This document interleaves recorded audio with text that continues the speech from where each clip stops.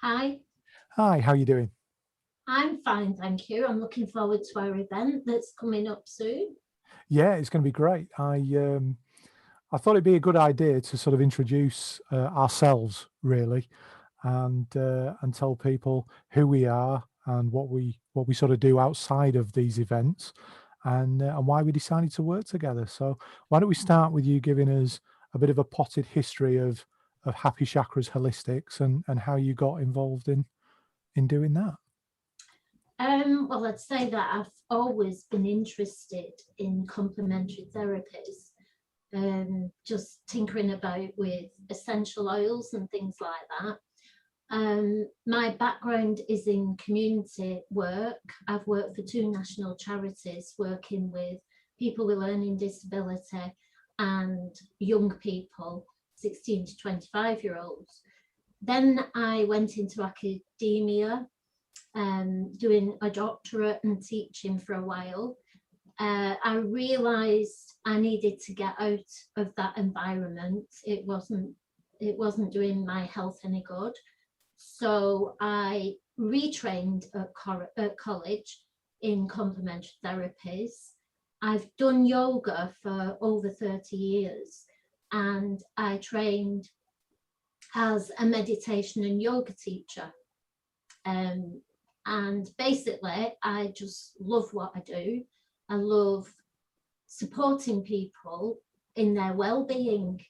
I know it works. I know firsthand. I've experienced all these treatments that I do, and obviously the yoga and meditation. So I love sharing the techniques and practices that I offer. I know that as a as a practitioner, you follow quite a lot of different disciplines. You've got, Reiki, yoga, meditation. What is it that connects all of those things Yeah. I for you that means that you find that they work together? Yeah, and for me, the common theme running through all these things is, well, one, well-being, but also it's ways of working with energy. Doing yoga is working with energy and Yeah. bringing energy into the body, working with the energy around the body. The meditation, same thing. Energy runs through everything. The aromatherapy, essential oils have their own energies, their individual energies. But that I'd have to go into that a lot deeper to explain. But each Mm. essential oil has its own unique vibration, and that affects the vibrations within the body. I think that's really. So energy, and the fact that it all contributes to well-being.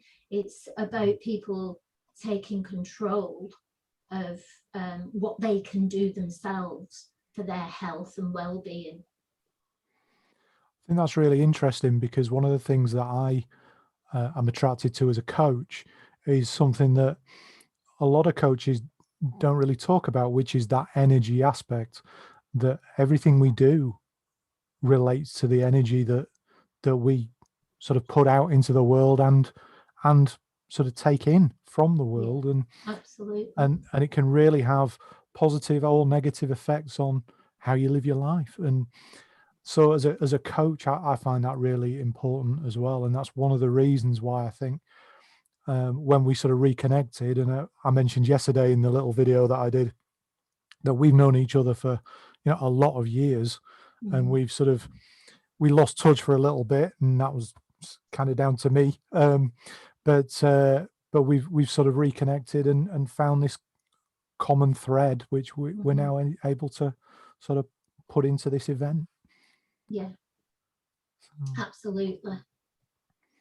so, so talking about that event, I know I've sort of alluded to the fact that I'm a coach and an NLP sort of expert, and that's what I'm going to be bringing to that event.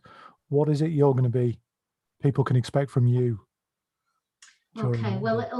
it'll all depend on who who is coming to the event. So I will work with those who are present. I will work with their abilities, their physical abilities. So it's not going to be acrobatic yoga or contorting the body in any way. I love doing restorative yoga. I draw on lots of different types of yoga styles.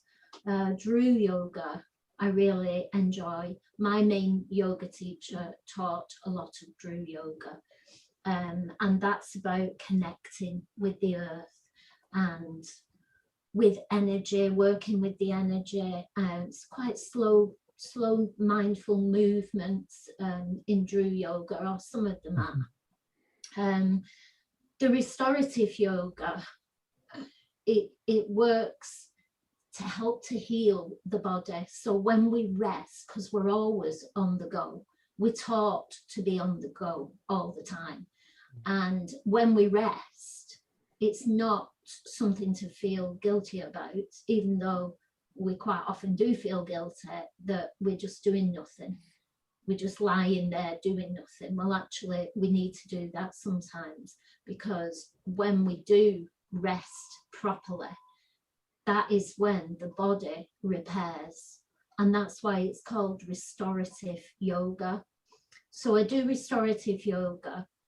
I also do chair yoga. So depending on who's there on the day, I could incorporate some chair yoga as well.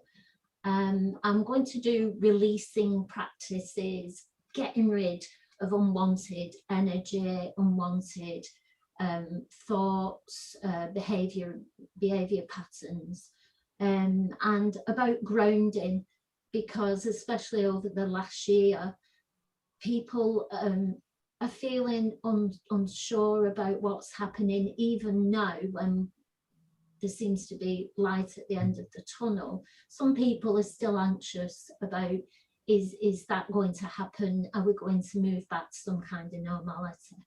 So I'm going to incorporate some grounding practices, which will help us to remain calm, really. So fitting in with our inner calm. So it's about connecting with your inner calm, which is there all the time for you to connect to.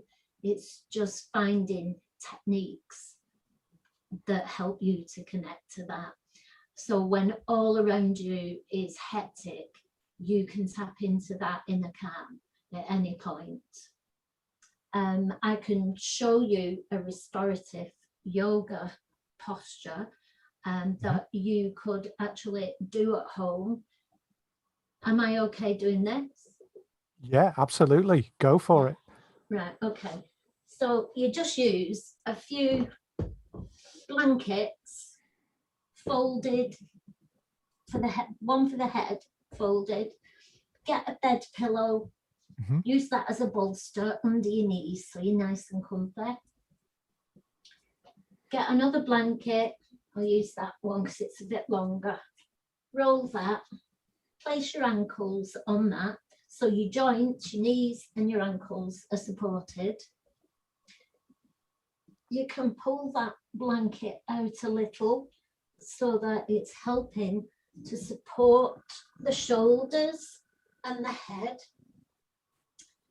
And then you can have one blanket either side of the arms. And the important thing here is that your joints are supported. So your elbow and your wrist is supported by a blanket, or you could use towels, rolled or folded towels. So blanket under the ankles, pillow under the knees, blanket supporting the shoulders and the head, and then one blanket either side supporting the wrist and the elbow. And then take a great big blanket and cover yourself up. Lift the head slightly, tuck in the chin and place the neck down to keep the spine long. And then there you go. But make sure you've got some nice music beforehand. dim the lights and relax. And that's that. So that is an example of a restorative yoga posture. Right. That will be in Shavasana, where what's called Shavasana.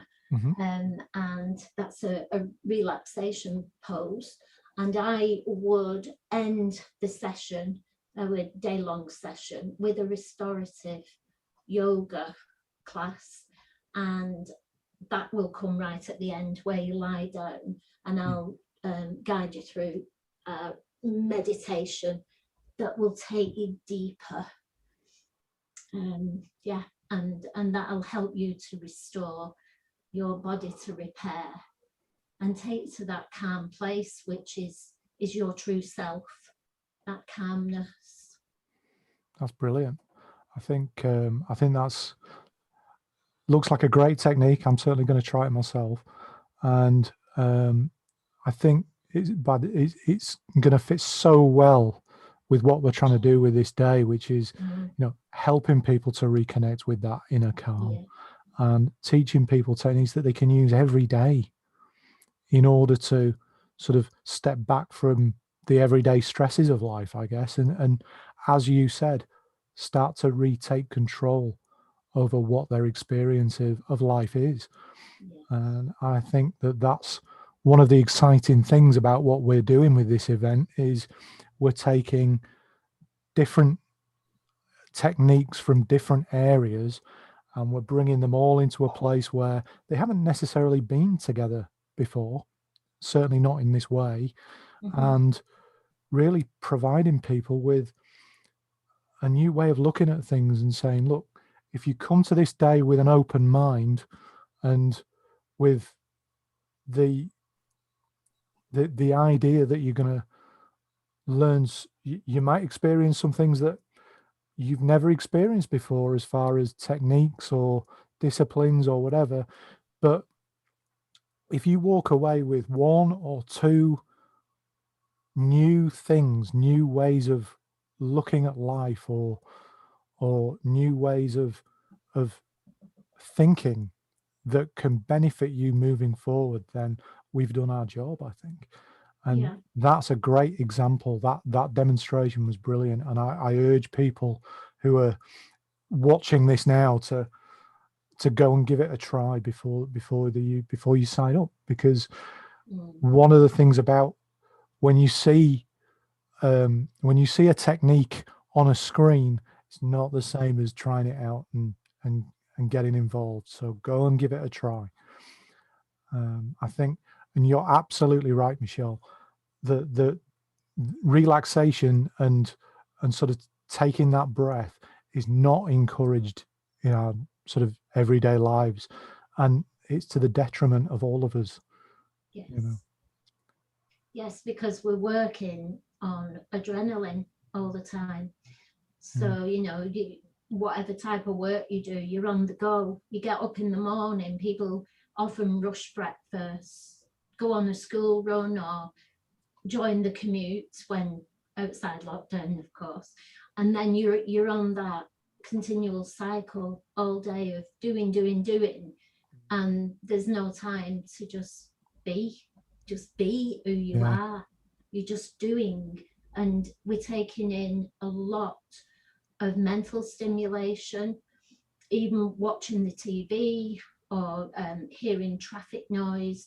All these things are stimulating us mentally, but we need time afterwards to just come out of it. We need that peace and quiet, even if it's 5 minutes in the evening before you go to bed.